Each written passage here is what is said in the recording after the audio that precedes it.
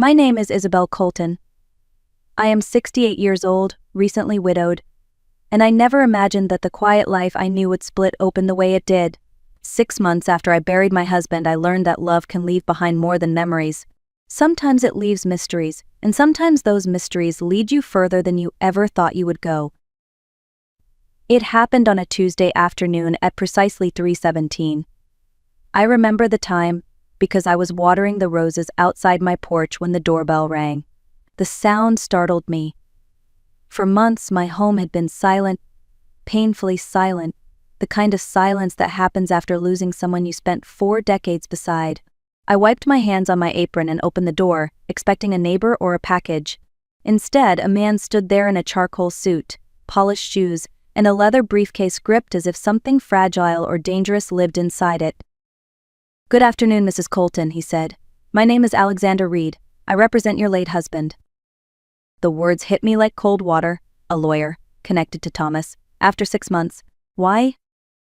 I invited him inside. We sat in the living room where Thomas and I once read books in the evenings, where he fell asleep in his chair more times than he admitted.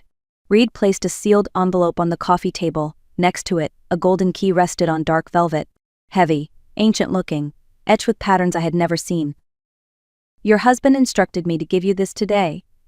Today. Only at 6 months, not a day sooner." My breath felt too tight to hold. A message from the man I loved, a key to something unknown. And that was the moment everything I knew about my life began to shift. I stared at the key for a long time before I found the courage to open the envelope. My hands trembled the way they did on our wedding day, 40 years ago when I promised Thomas forever, without knowing what forever truly meant. The wax seal cracked, and there, in his handwriting I knew better than my own, was my name. "My dearest Isabel, if you are reading this, it means you kept your promise to me for 40 years. You stood beside me until the end, even when life was heavy, even when love required patience. You once told me that if you could tolerate my stubbornness for 4 decades, you deserved a gift beyond imagination. Well, love, you did, and now it is time." I pressed my hand to my mouth as tears blurred the words. I remembered exactly when he said that. We were young, drinking cheap wine on the apartment floor, laughing about how we would survive marriage. He made it sound like a joke, one I never expected him to remember. Yet here it was, carefully written, carefully preserved. The letter continued. "You will travel to Scotland, alone. Do not speak of this to anyone, including Asher. You must go by yourself. Take the key. The place you seek will be waiting, and when you arrive, everything will make sense. I wanted to be the one to take your hand and walk you there, but if I am gone, promise me still that you will go. There is something for you, something only you." He signed it with love, not goodbye, just love. I sat there a long time, the room quiet, except for the ticking clock on the mantel and the soft ache in my chest. He had planned something for me, something large enough to hide behind time and secrecy. But one line refused to leave my mind. "Do not tell Asher. Why keep our only son out of this? Why leave me instructions instead of explanations?" The envelope felt heavier than it should, as though it carried more than paper. It carried direction. It carried destiny. And I knew from that moment that I would follow where he pointed, even if it led me across the world. The next morning, I booked a flight to Scotland without telling a single soul. The decision felt reckless at my age, but there was a strange calm beneath the fear, like stepping into a dark room where you somehow know a light waits on the other side. Thomas had asked me to go alone. I did not understand why, but love had taught me trust even when answers were missing. The airport felt like another universe. Families laughing, businessmen rushing, children crying into their mothers' shoulders. And there I was, a 68-year-old widow, holding a golden key in her purse, as if it were a compass only I could see. 8 hours on the plane gave me too much time to think. What could be waiting? A house? A box? A memory buried for decades? Every answer felt too small. When I landed in Edinburgh, my phone buzzed with missed calls from Asher, 8 of them. Then a message. "Mom, where are you? Why did you leave without saying anything?" His concern warmed me and pained me at the same time. I typed slowly. "I just need a little time to be with myself. I am safe." I left out the rest because I did not know how to explain something I could barely grasp. I rented a car and the clerk looked surprised when I asked for directions into the highlands. The road stretched long and narrow, winding through hills like green waves rising and falling under the sky. Sheep grazed on distant slopes. A river ran silver beside me. Each mile pulled me deeper away from the life I knew. The further I drove, the less civilization seemed to exist, just mountains, wind, and the hum of possibility. It felt like stepping into a story older than language, where myths might breathe and secrets might walk. I checked my rearview mirror more than once, half expecting reality to chase me back home, but the road only carried me forward, and somewhere in that vast quiet, a thought surfaced that I could not push away. Whatever Thomas left for me, it was never meant to be ordinary. 3 hours into the highlands, the road narrowed until it became a ribbon of stone between towering cliffs and endless moorland. Mist hung low, soft as breath against the windshield. Then, as the road curved left, I saw it. Ravenmoor Castle. It rose out of the landscape like time itself had shaped it. Gray stone walls weathered by centuries.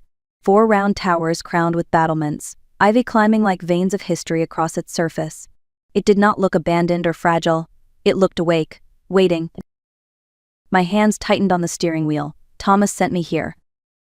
I parked near the front steps, my heart pounding as if it wanted to escape my chest before I did. The key felt hot inside my pocket, as though it knew it had reached its door. I climbed the stone steps, each one heavier than the last. The massive wooden doors were carved with swirling patterns almost identical to those etched into the key. "It cannot be," I whispered, but I pressed the key into the lock anyway. It slid in smoothly, too smoothly, as if it had been turned 1,000 times before, though I knew no one living had touched it. The doors opened without sound. Inside was not darkness but light. Chandeliers glowed like captured constellations. A crimson runner led down a vast entry hall lined with tapestries and portraits in gilded frames. My breath left me in pieces. This was no forgotten ruin. This was a home. "Good afternoon, Mrs. Colton." I spun around. A man stood beneath the archway, early 70s perhaps, dressed in formal black with white gloves. Posture straight, expression composed. "My name is Alden.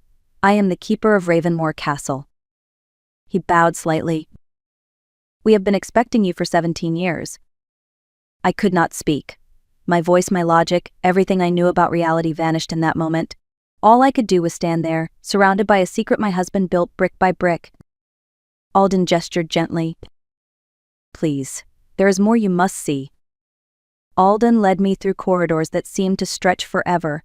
The floors were polished marble, reflecting soft golden light. Portraits lined the walls, not stern kings or royals but landscapes, ships and faces I did not recognize. It was too much to take in. I felt like I had stepped out of my own life and into someone else's.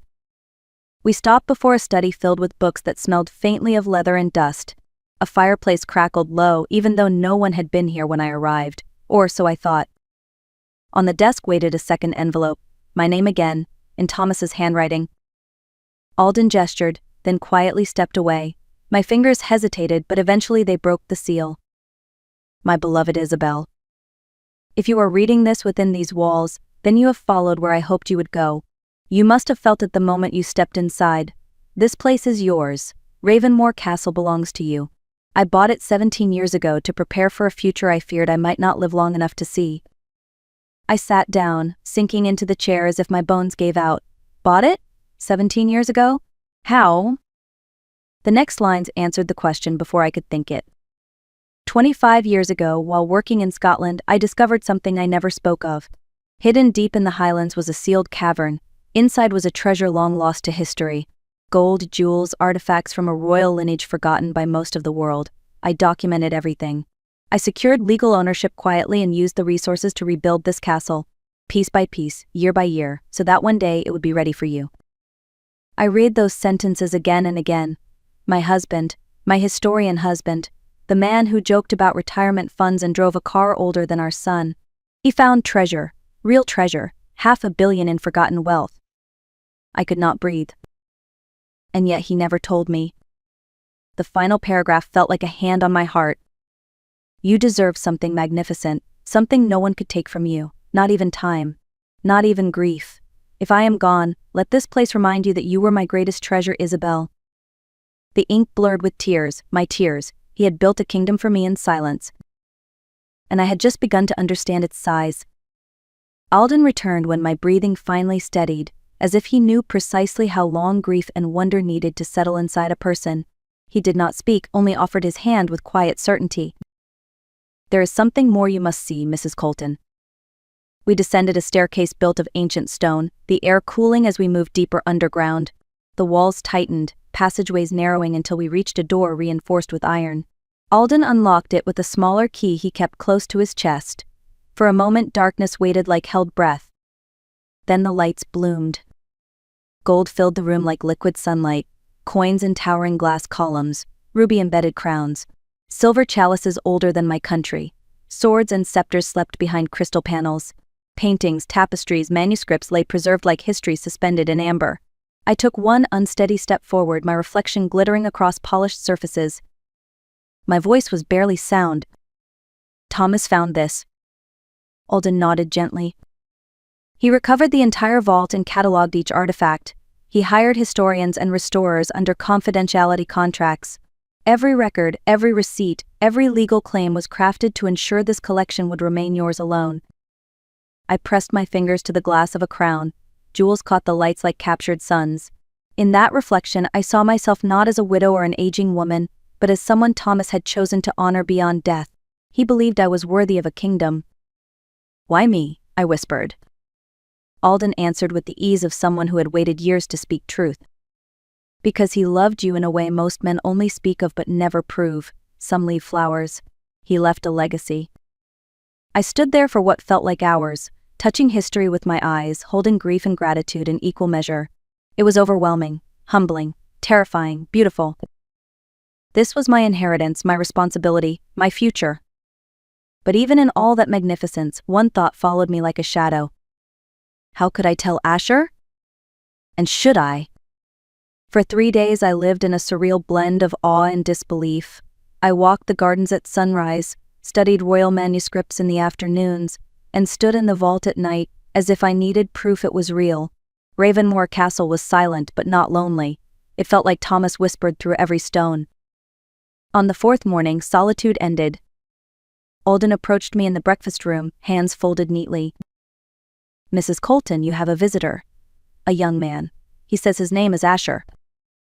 My heart dropped, heavy as the crown in the vault. Asher was my only child, bright and ambitious.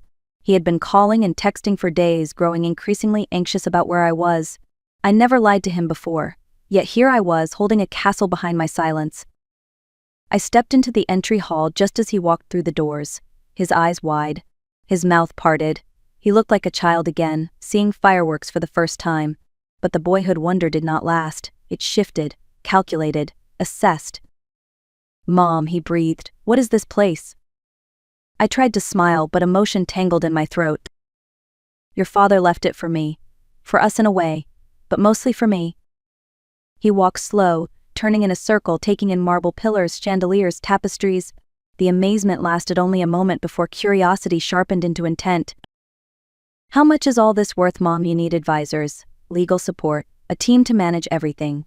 We should talk about inheritance structures, long-term planning, tax strategy." I blinked. Strategy, advisors, inheritance. Not one word about Thomas, not one question about how I felt. He looked at me as though I were holding a portfolio, not the last gift of a man I loved for 40 years. I steadied myself against the railing. "Asher, sit. There is more to show you." He followed, but his gaze lingered on artifacts like numbers already printed over them. When I opened the vault doors, light shimmered across his face. "Oh my God," he said. "This is fortune-level wealth. Mom, you cannot handle this alone." Handle, as if love was a business, as if legacy was percentage and profit. My son stood before $500 million, eyes shining. But they did not shine for history. They shone for ownership. Alden gave us space, though the silence he left behind felt louder than any argument. Asher walked from case to case, photographing crowns and swords, zooming in on each jewel as if proof was needed before value could exist. His excitement grew like a fever. "Do you realize what this could fund?" he said. "Investments, foundations, even global expansion. We could hire appraisers, legal teams, auction houses. We could move part of this into circulation and triple its worth. We. The word struck harder than any blow. Asher, I said slowly, this is not a business venture. This is your father's life work, his legacy, something sacred. He barely paused. Legacy is wonderful, Mom, but wealth this size needs structure. You are one person. I can help you manage it, maybe even secure it for future generations. I felt my pulse steady but heavy. You mean secure it for yourself? He froze, jaw tightening. That is not fair. Instant my voice was quiet, but it did not shake. You walked in here and the first thing you saw was profit. Not your father's love, not the decades he spent building this. You saw money. He exhaled sharply, offended. I am being practical. Someone has to think beyond sentiment. I turned to face him fully. Your father asked me to keep this secret, even from you. He feared what wealth could do to a family. He stared at me like he did not recognize the woman in front of him. Perhaps I did not either. Perhaps wealth reshaped more than finances. It revealed truth. Mom, he said, let me take over the management. Let me plan. You are not equipped to run something this massive. I felt something inside me go still. A door closing, not loudly, but irrevocably. Asher, I said, I did not ask for your guidance. I did not ask for control to be shared. And I will not. His eyes darkened with something I did not want to name. For the first time, my son looked less like family and more like a stakeholder disappointed by a decision. Some inherit love. Some inherit greed. And sometimes they are the same person. Asher left Scotland 2 days later, not with anger, but with calculation, as if given time he could return with a better argument. He hugged me before he went, but it was brief, distracted. His mind was already elsewhere, running numbers and scenarios I never asked for. After his departure, Ravenmore Castle felt different, but not empty. The silence no longer echoed loss. It held space for understanding, for healing, for becoming someone I had never allowed myself to be. 6 months passed like turning pages. I learned every corridor of the castle, every shadow the afternoon light carved across stone. I spent mornings in the library translating documents older than my name, afternoons walking the grounds while wind combed the grass flat like a sleeping sea. Evenings were spent at the vault, absorbing history the way others breathe. I founded the Colton Heritage Foundation to preserve the artifacts and open supervised study for scholars. I invited researchers from around the world to witness the collection, to treat history as something alive rather than forgotten. They called me remarkable, brave, but I just called it honoring Thomas. I hosted dinners with curators, walked with archaeologists through Highland fields, donated to restoration projects that gave voice to centuries of silence. I carved purpose from grief, brick by brick as my husband had carved a kingdom from secrecy. Sometimes Asher called, but instead of asking about me he asked about assets, visitor growth, future funding. His tone was polite but distant, like speaking to opportunity rather than blood. Still, I wished him well, loved him even, but I loved myself too, for the first time. Ravenmore did not make me wealthy, it made me whole. I sit now in the west tower of Ravenmore, watching the highlands fade into evening gold. The wind moves through the valley like memory, warm and gentle and restless all at once. Sometimes I imagine Thomas standing beside me, hands folded behind his back, smiling like he knows I figured it out, like he always knew I would. People say grief breaks us, but sometimes it breaks the shell so we can finally step into the life we were meant to carry. Thomas left me a castle built from devotion and quiet planning, but the real inheritance was the woman I became inside it. Strong, capable, undivided. Asher visits occasionally. He brings spreadsheets, proposals, plans for expansion. I offer him tea instead. We speak as mother and son, not business partners. And though distance exists, love does too. A different kind of love now, one with boundaries. I tell him often that wealth reveals character. It does not create greed, it exposes it. It does not build integrity, it tests it. And while he may one day understand, the castle no longer waits for his approval. It stands because Thomas believed in me long before I knew how to believe in myself. Some women inherit diamonds. Some inherit loneliness. I inherited both, and still I am grateful. If you are listening, take this with you. Love deeply, but love yourself enough to stand alone if you must. Protect what is sacred. Trust your intuition. And never let others decide the value of your life, your work, or your worth. If this story touched you, let me know. Share it. Leave a comment, like this moment so it lives a little longer in memory. Maybe you too are sitting on treasure you have not yet unlocked.